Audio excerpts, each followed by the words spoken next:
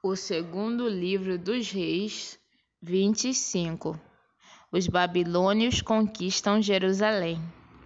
Zedequias se revoltou contra o rei Nabucodonosor, da Babilônia. Então, Nabucodonosor veio com todo o seu exército e atacou a cidade de Jerusalém no dia 10 do 10º mês do ano 9 do reinado de Zedequias. Eles acamparam fora da cidade e construíram rampas de ataque ao redor dela. Ficaram cercando a cidade até o ano 11 do reinado de Zedequias. No dia 9 do 4º mês do mesmo ano, quando a cidade estava apertada pela fome e não havia comida para o povo, os babilônios conseguiram abrir uma brecha na muralha da cidade. Embora eles estivessem em volta da cidade, todos os soldados israelitas fugiram durante a noite. Eles saíram pelo caminho do jardim do rei, foram pelo portão que ligava as duas muralhas e fugiram na direção do vale do Jordão. Mas o exército dos babilônios perseguiu o rei Zedequias, alcançou-o na planície de Jericó e todos os seus soldados o abandonaram.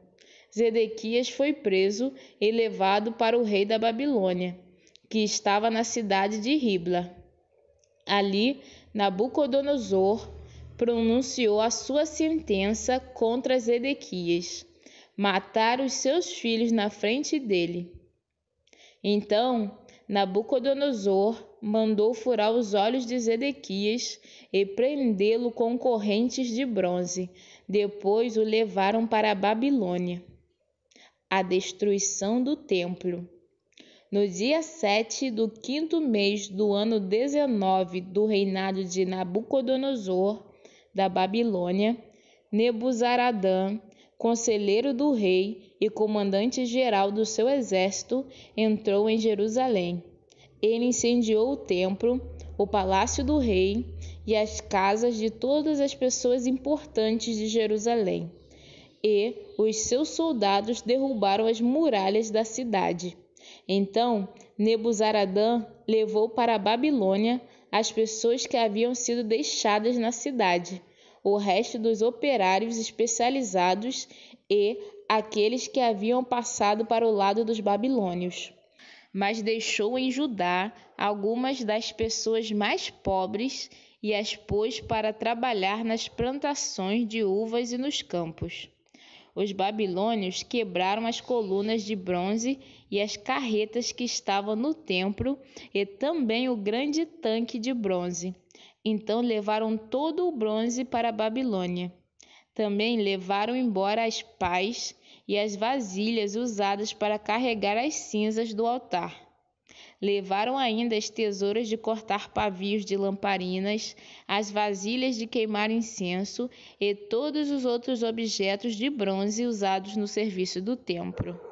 Nebuzaradã levou embora tudo o que era feito de ouro ou de prata, incluindo as vasilhas pequenas e os pratos de carregar brasas. Não foi possível calcular o peso dos objetos de bronze que o rei Salomão havia feito para o templo, isto é, as duas colunas, as carretas e o grande tanque, pois eram pesados demais. As duas colunas eram iguais e cada uma tinha 8 metros de altura, com um remate de bronze no alto, que media 1,30 m de altura. Em toda a volta do remate havia um enfeite rendilhado e com romãs de bronze. O povo de Judá é levado para a Babilônia. Nebuzaradã, o comandante-geral do exército babilônio, também levou como prisioneiros Seraías, o grande sacerdote, e Sofonias, o segundo sacerdote, e os 3 outros oficiais de importância do templo. Da cidade ele levou o oficial que tinha sido comandante das tropas, 5 conselheiros do rei que ainda estavam lá, o oficial encarregado de alistar homens para o exército e mais 60 homens importantes.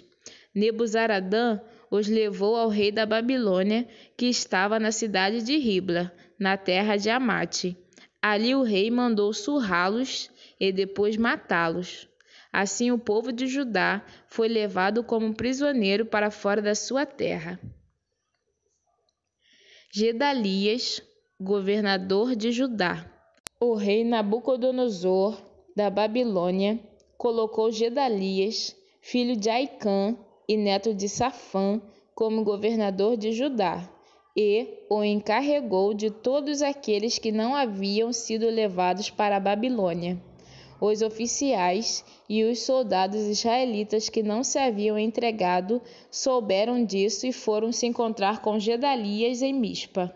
Esses oficiais eram Ismael, filho de Netanias, Joanã, filho de Careá, Seraías, filho de Tanumete, da cidade de Netofa, e Jazanias, de Maaca. Gedalias disse a eles: Eu dou a minha palavra que vocês não precisam ter medo dos oficiais babilônios. Fiquem morando nesta terra, trabalhem para o rei da Babilônia e tudo ocorrerá bem para vocês. Porém, no 7º mês daquele ano, Ismael, filho de Netanias e neto de Elisama, que era da família do rei, foi até Mispa com 10 homens, atacou Gedalias e o matou. Também matou os israelitas e babilônios que estavam ali com ele. Então todos os israelitas, tanto os mais importantes como os mais humildes, junto com os oficiais do exército, saíram e foram para o Egito, pois estavam com medo dos babilônios. Joaquim é libertado da prisão. No ano em que Évil-Merodach se tornou rei da Babilônia, ele foi bondoso com o rei Joaquim de Judá e o libertou da prisão. Isso aconteceu 37 anos, 11 meses e 27 dias depois que Joaquim havia sido levado como prisioneiro. Évil-Merodach tratou Joaquim com bondade e lhe deu uma posição mais alta do que a dos outros reis que eram prisioneiros com ele na Babilônia.